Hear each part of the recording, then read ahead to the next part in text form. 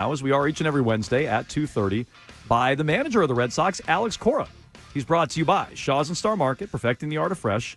By Arbella, here for baseball fans, here for good. And by Sherwin-Williams. The Sherwin-Williams Pro Plus program helps you manage and grow your paint business. Alex Cora, how are we doing this week?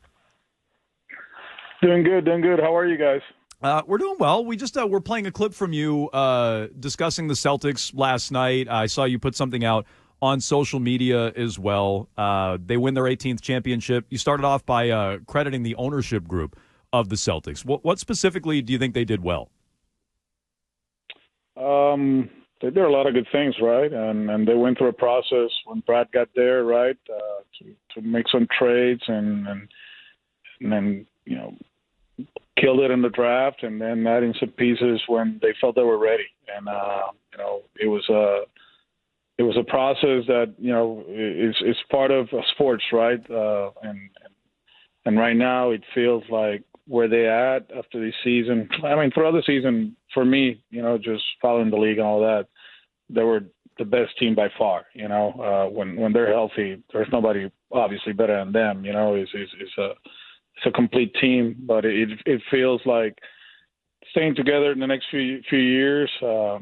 They should win at least 2 more in the next 4, I believe. Because of where they at, buying into the concept of Joe, how Brad works in the front office, and obviously, the buy-in of the players. So they're in a great spot as a franchise, and it was fun to watch. You're giving them 2 in the next 4 years. You have attempted to repeat in the past. We've seen a lot of teams in this town attempt to repeat in the past. It's difficult to do. It's not an easy thing to do. What did you learn about that experience from 2018 to 2019? Trying to stay focused, trying to stay hungry, that challenge of repeating. Yeah, I did a mistake saying that early on that we're gonna just do the same things that we did the previous year and expected to win it again, and that's not the case. We made some adjustments, I think, with the lineup. Different than 18. We put Benny as a leadoff guy, and then Mookie hitting second, trying to maximize our best hitter in that second spot, and it didn't work. Obviously, injuries came into play. You have the target, right? And you're the world champs, and you're going to take the best punch. Everybody's going to try to, kick your butt. It's not that they do it. They do it. They don't do it on a daily basis when you're not the world champ. But you know what I mean. And the off season is a lot different. It's short, and there's a lot of stuff going on. People traveling to we had that premiere for the documentary of the series, and it felt like when the guys showed up in spring training, they weren't as locked in as the previous year. It was a different season because we had a lot of free agents in 19. So from my end, hopefully I can do it again, and I have a lot of good ideas, to try to repeat. But we get there when we get there. But it's not easy. It's not easy. Alex, you have experience being in a duck boat parade. What words of wisdom would you give to Joe Mazzulla and the rest of these guys? A lot of them are going to be rookies at the Rolling Rally. So do you have any advice that you would give to them for Friday? I don't know, but they're killing it, man. Like I was talking to Rafi yesterday about the flight to Miami, and I don't know in which conditions they're going to be on Friday, but it's going to be. It's gonna be fun. It's gonna be fun. Just enjoy it, man. Enjoy it. That's the most important thing. The families, they love it, and But that flight to Miami, that's epic, man. We were talking about it yesterday. Me and Rafi, like, imagine from LA stopping in Vegas and then fly to Boston in 18. And Rafi was like, man, how come we didn't think about that one? I'm like, Maybe this fall. Hey, that'll be great, hopefully. Yeah, never too early to start planning that sort of thing. There's no bad juju associated with that at all. Alex, I wanted to ask. Man, of course not. They did a good job too. I mean, I heard it was all over the locker room, right? Flight tomorrow to Miami before the game, supposedly. So good for them, man. That's awesome. The beginning of the season, the pitching was so great. Andrew Bailey got a ton of credit for that. This offense now is in a lot of categories, a top 10, even in some cases, top 5 offense. Your hitting coach, obviously, Peter Fatsi and Luis Ortiz and Ben and those guys. What are they doing that you like so far with these bats and this offense? Yeah, we made some adjustments during the season. We used to have these daily meetings, to go over the starting pitcher. We used to have this big meeting before the series to go over the relievers and the tendencies of the opposition. We have limited that. It's more like a one-on-one conversation. And the reason is every hitter is different, and this is such a young group that we felt like we needed to be more specific. This is not Mookie, JD, Xander, veteran guys that they had a pretty good idea what they wanted to do, and they can kind of like share the information to their teammates, and then you execute the plan. With these guys, is one-on-one. Rafaela, who's developing, right? This is what we need you to do, and it's been fun to watch. For example, Jarren Duran, before the game, they go over the game plan. After the game, they go over the game. Did you execute? Did you hunt pitches where you wanted? How you felt in this at bat? And it's been fun. It's been great, and I think the group has embraced this new way of doing things, and it's paying off. You see the development of Hamilton and Jarren, of course, Rafaela the last 2 weeks, just hitting line drives, and hitting the ball hard, getting to deeper counts. And obviously when those 3 guys are getting on base, we talked about it last week, right? They're gonna run. They're gonna put pressure on the opposition, and it's been a great week for us. We get a chance to sweep the Jays here, and then enjoy the off day tomorrow.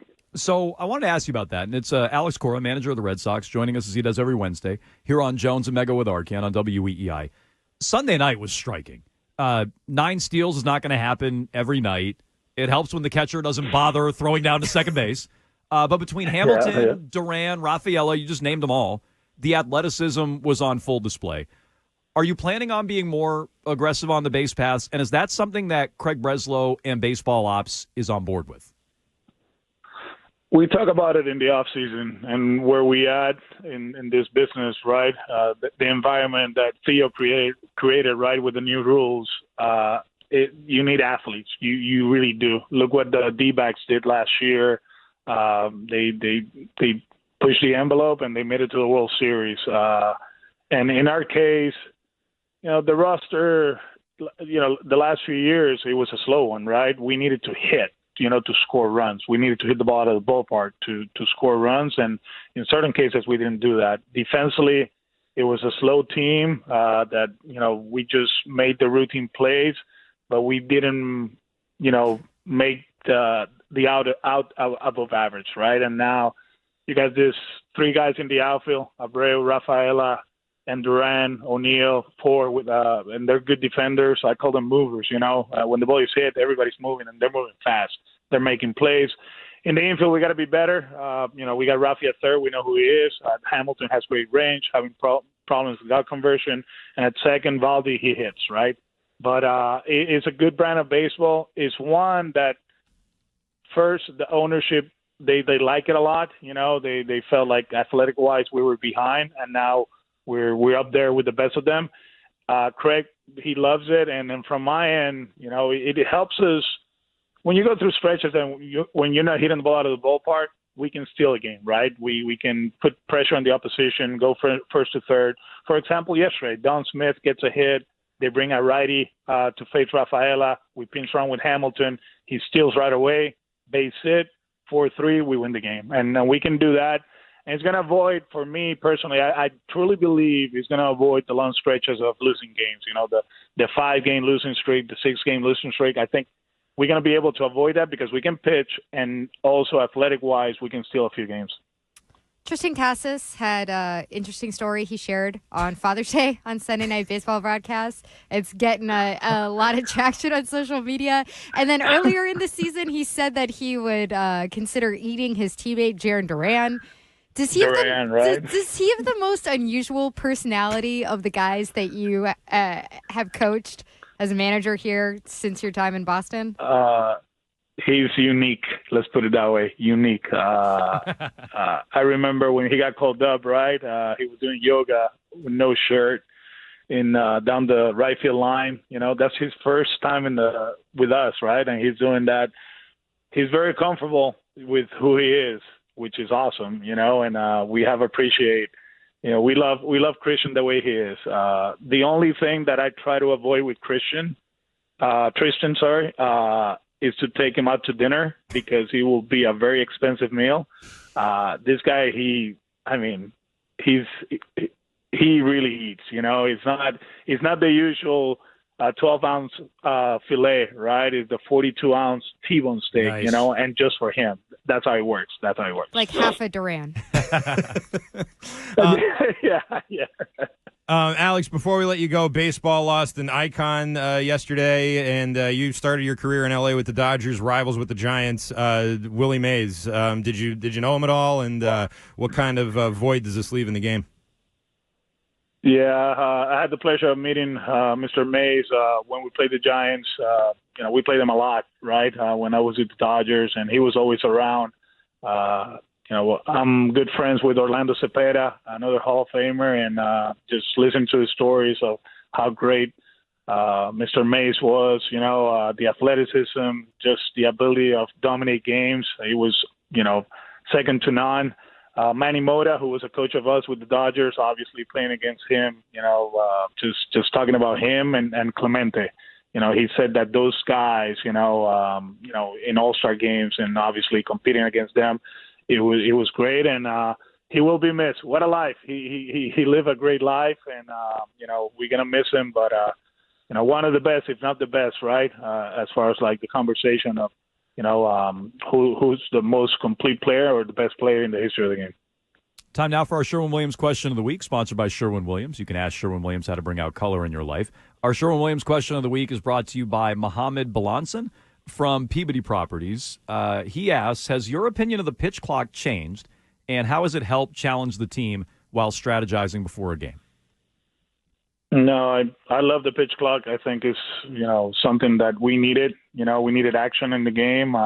Sometimes, it works against us in certain parts of the game, but it's been great. As far as like game planning, especially now with the athleticism we have, guys are gonna throw over a few times, and that clock is gonna get fast on the opposition, and hopefully we can use it to our advantage. And so far so good, and it's been fun to watch just these athletes taking advantage of the pitch clock.